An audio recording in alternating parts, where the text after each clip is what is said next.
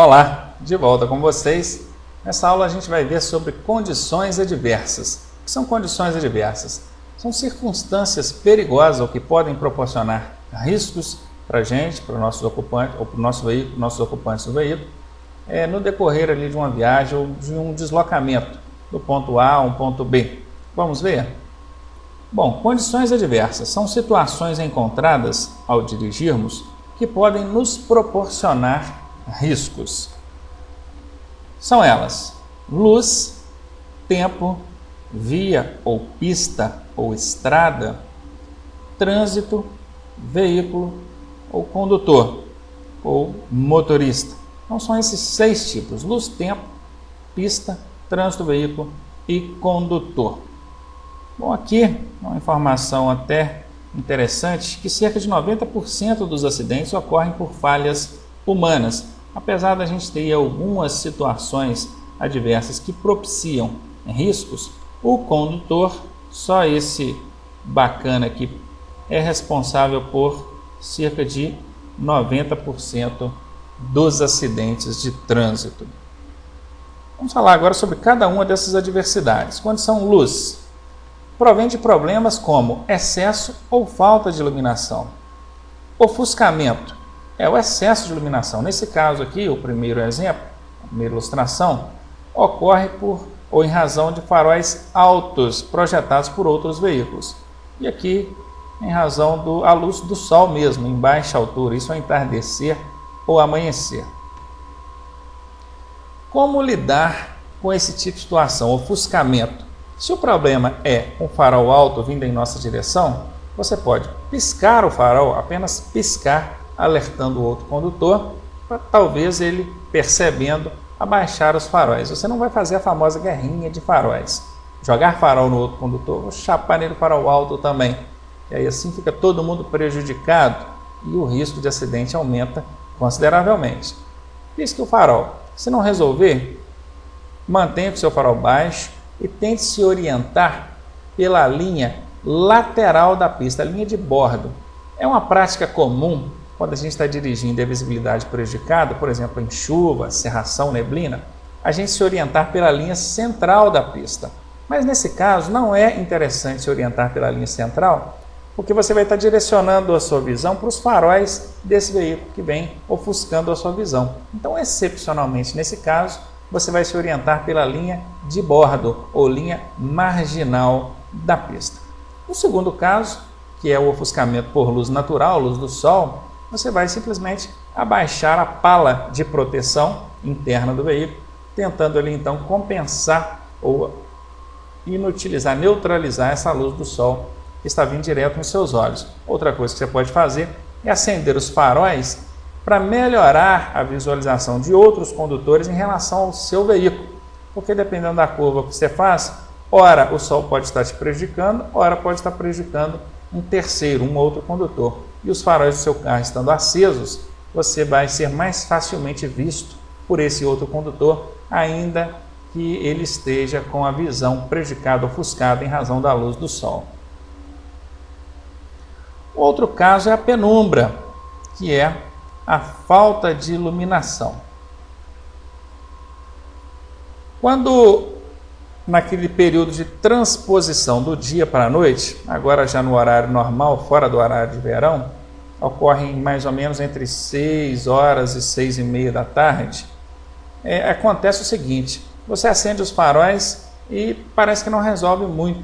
Por quê? Primeiro porque não estamos num breu total, numa penumbra total. E os faróis eles vão ser muito eficientes quando estiverem em total escuridão. O meio termo, os faróis não ajudam tanto. E segundo, por causa da adequação das pupilas, dos seus olhos, sua capacidade visual, àquela situação nova. Imagine, você está andando na rua, a pé, durante o dia, e um sol muito forte.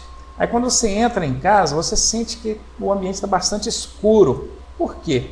É porque os seus olhos ainda não se acostumaram, não se adaptaram ali àquela nova condição de iluminação.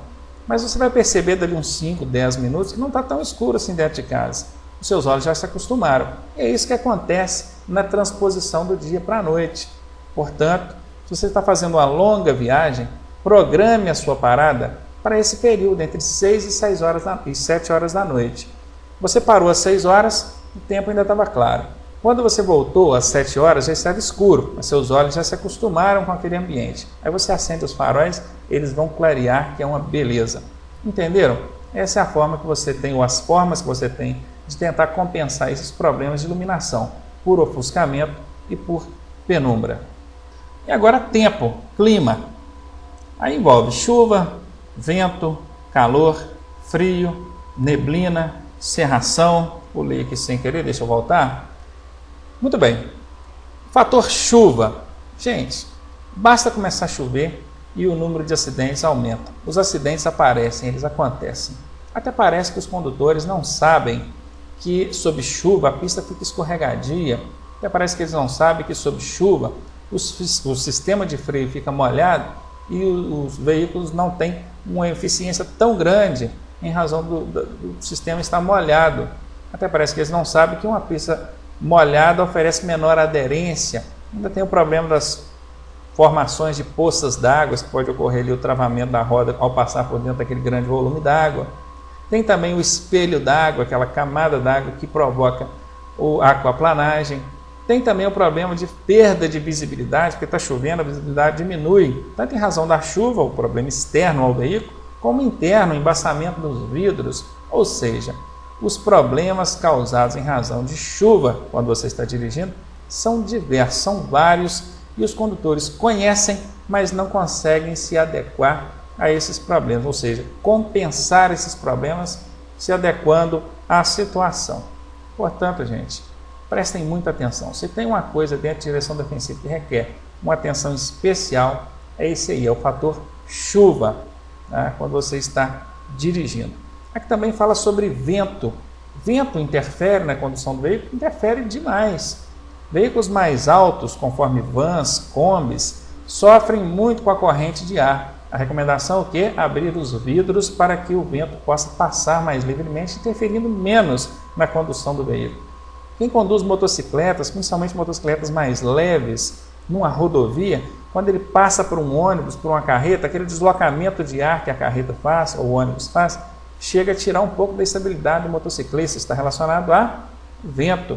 Tanto é que existe até placa de advertência quanto a isso, aquela placa vento lateral, certo? Ainda o calor. Calor interfere na condução do veículo? Claro. Imagine você dentro de um carro, naquele calorão, acabou de almoçar, o que acontece? Sono, fadiga. Assim também em relação ao frio. Imagine você numa motocicleta, viajando aí 100 km ou mais, em um frio extremo, chega a endurecer as juntas dos dedos, dos joelhos, dos pés, você fica duro em cima da motocicleta, perde até parte do domínio sobre o veículo.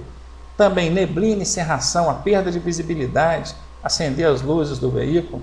Lá na parte de normas de circulação a gente viu que sob chuva forte, cerração, neblina, você tem o dever, a obrigação de acender pelo menos as luzes de posição. Mas a direção defensiva recomenda que você acenda logo os faróis baixos, obviamente, porque o farol alto ele projeta contra a neblina e você vai estar clareando neblina, você vai ver mais neblina do que antes. Então o farol tem que estar baixo, jogando para o chão, para o pavimento. Existem inclusive os faróis de neblina que pegam por baixo da cerração ali da neblina, clareando mais a pista e menos cerração. Certo? Então são aí condições adversas relacionadas ao tempo, clima, que a gente precisa conhecer e precisa aprender a lidar com essas situações. Inclusive, a regra principal, a número 1, é diminuir a velocidade. Mediante qualquer uma dessas circunstâncias, diminua a velocidade, redobre a atenção. Pista agora, a via ou a pista. Problemas como vegetação na pista, falta de acostamento, buracos, problemas de engenharia, o raio da curva errado. Aqui na ilustração nós temos alguns desses problemas. É conhecer, aqui também, né, buraco, é conhecer os riscos. Se porventura você estiver numa via que você não conhece essa via, você está transitando por uma via diferente, redobre a atenção, ande mais devagar para tentar compensar aí esses riscos oferecidos e ilustrados aqui para vocês. A condição trânsito, congestionamento, aglomeração de pedestres, intensidade de veículos pesados, tudo isso são adversidades relacionadas ao trânsito que o condutor precisa ter ciência e está trabalhando para tentar compensar isso aí.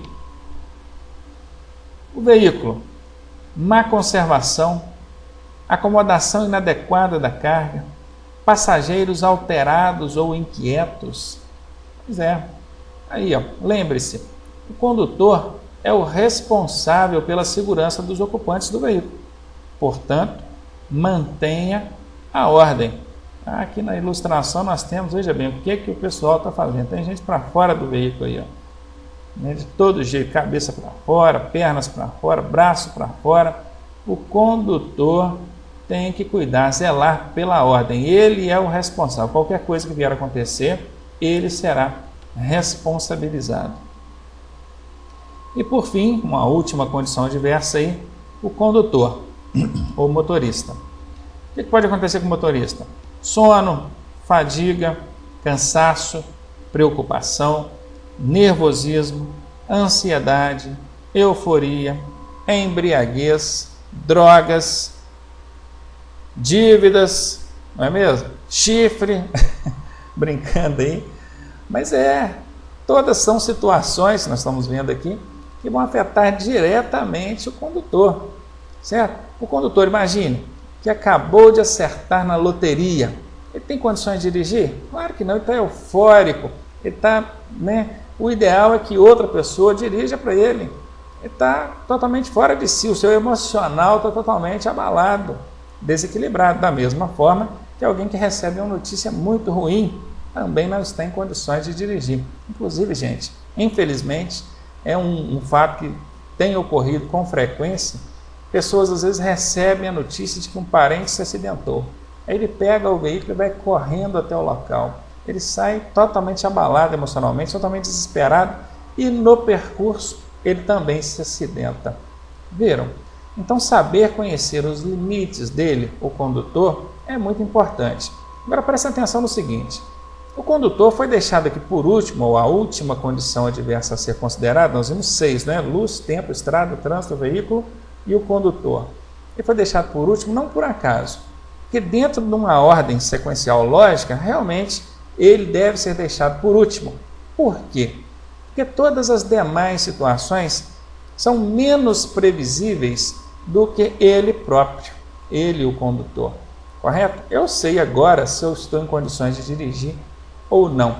As demais adversidades pode até existir alguma margem de previsão, mas bem menor do que avaliar o meu estado aqui agora. Então eu, condutor, sou o que tem maior condições de me avaliar aqui agora e saber se estou em condições ou não de dirigir, além de pressupor que o condutor defensivo não vai assumir a direção do veículo se não estiver em plenas condições de fazê-lo com segurança.